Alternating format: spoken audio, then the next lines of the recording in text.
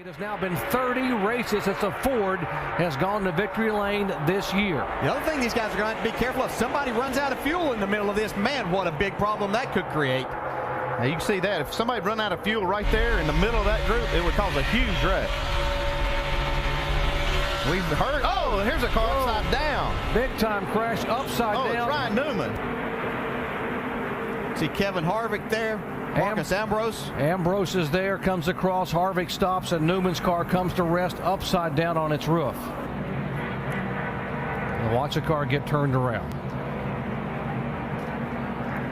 He and his teammate, Tony Stewart, got into the wall, but you can see it turns Ryan Newman around. As soon as it does, it's almost like that wing acts as to help to lift the car up. Lands on Kevin Harvick's hood.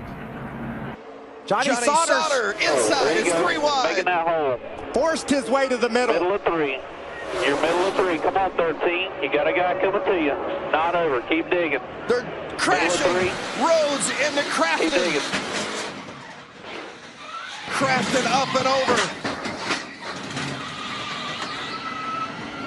And Kaz Gralla looks to me like will win this race. No surprise to me that exiting the corners when the trouble happened. It just was a very aggressive push. Yeah, it looked like Grant Enfinger was trying to help. Ooh, look at Matt Crafton up and over. There's Johnny Sauter up in the middle of the mess. You market watchers, you can't like seeing this because one of those 2 lines of cars behind you is going to start to move, and you have to guess which one. Well, that's why he's doing what he's doing.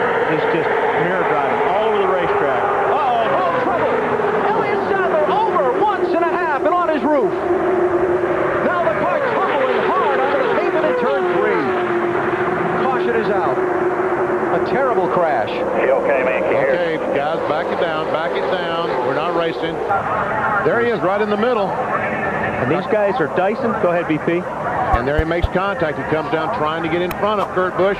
They make contact. And watch that thing fly. And there it lands on that road you talked about.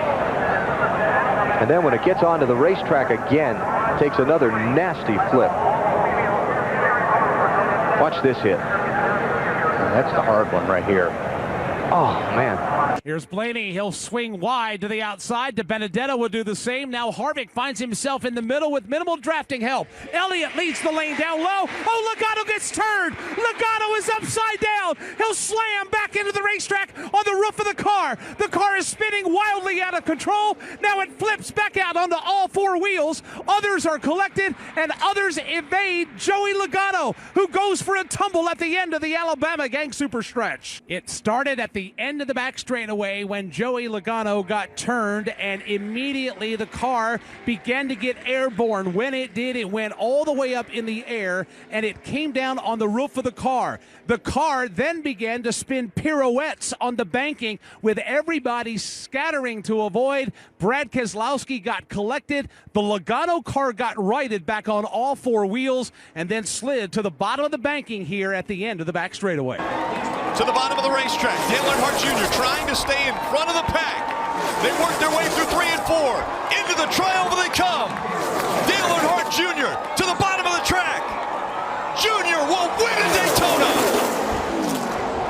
And the big one happens behind them. Oh, my God.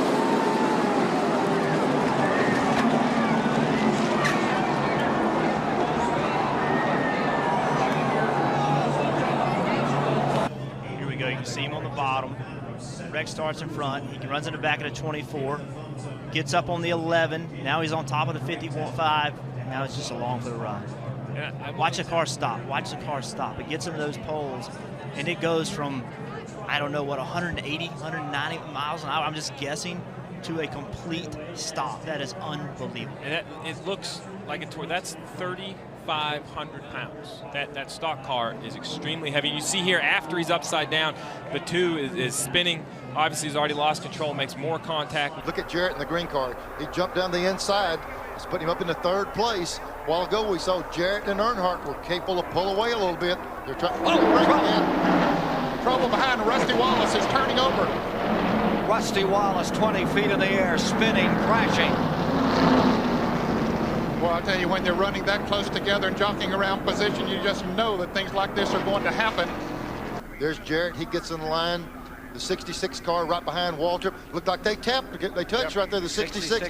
And then Rusty, he gets clipped right there, turns sideways, and we know what happened after that. The air gets out of the car. Yeah, it looked like the 66 and the 30. Got to look at Rusty's car, how high in the air. Real violent flips right here. Montoya he's struggling.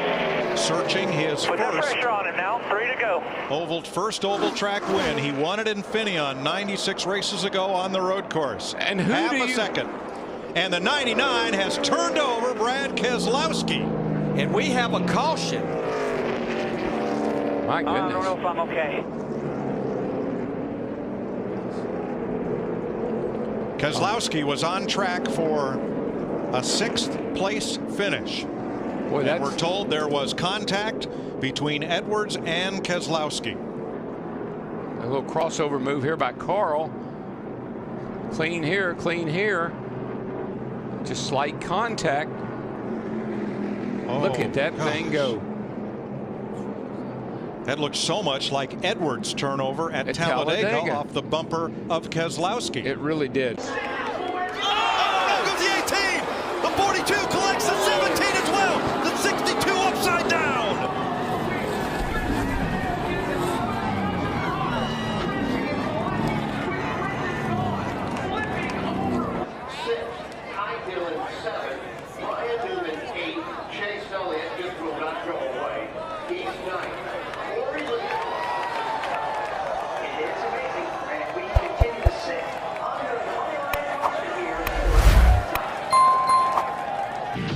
Seven laps complete this time by, and look at this pack. Trouble off Trouble, turn big 4. trouble. Newman slams the wall. Man. Comes Schrader, and Newman is in the air and over.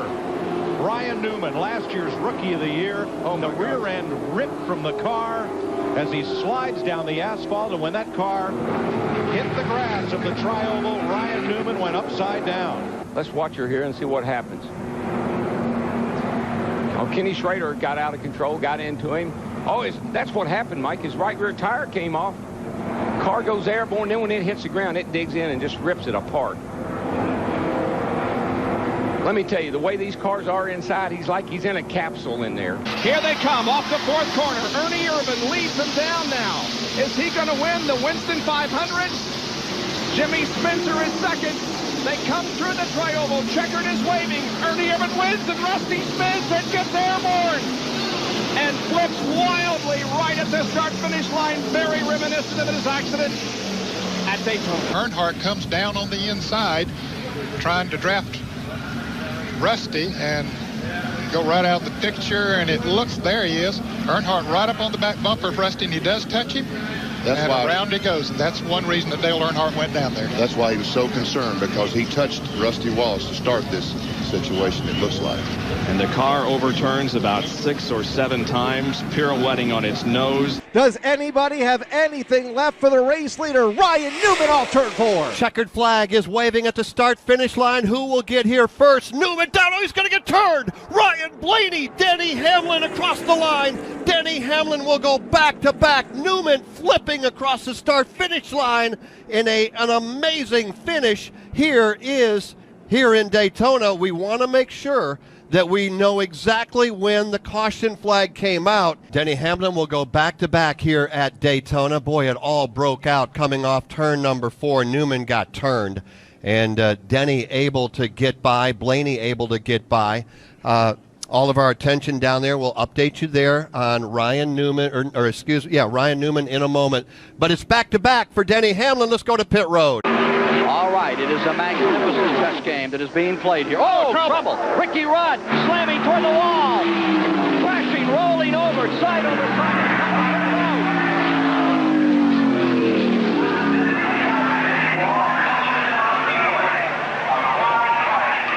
Ricky Rudd, Ford automobile, out of control. Side over side several times. And he's up a little bit higher. If you notice, he's up pretty high coming off that corner. Now, if Riddle hit him, I don't know. He could have touched him right there, because all he had to do was just get a little sideways. But it looks like the car just got a little sideways, and just the cars running that close together, even if you don't touch them, the wind acts like you hit each other. And all he had to do was break the car loose, and then when these cars get sideways, they're bad about doing just what you see here. It just looks like it's a lot more moving around. Ricky, I think, is real lucky. If that 09 can stay hooked to the back of that 99, it's going to be hard to get them. It's going to be close right here at the line. Can Keselowski try to win it? I don't know. I don't think he can step out until he waits till the last second and picks up. He goes to the outside. Is Edwards going? Oh, no! He turns him. No, no. Oh, and that destroyed the front end of Newman's car. No. Edwards will not make it to the flag. Oh, Brad Keselowski won this race. Unbelievable. Carl Edwards' car destroyed, and Junior's protege, Keselowski, the winner, and Carl Edwards is moving around and ready to climb out. But watch, the 09's going to look to the outside where he already has. Carl went up to block him a little bit. Now he's going to come down to try to block him again, and you get one shot at it, but you don't get two. Watch this. What a lick. Oh my gosh. Unbelievable. You know, and looking very carefully at the catch fencing that held, and I did not see any debris go into the grandstand, and that certainly is unbelievable. It's very gratifying to see.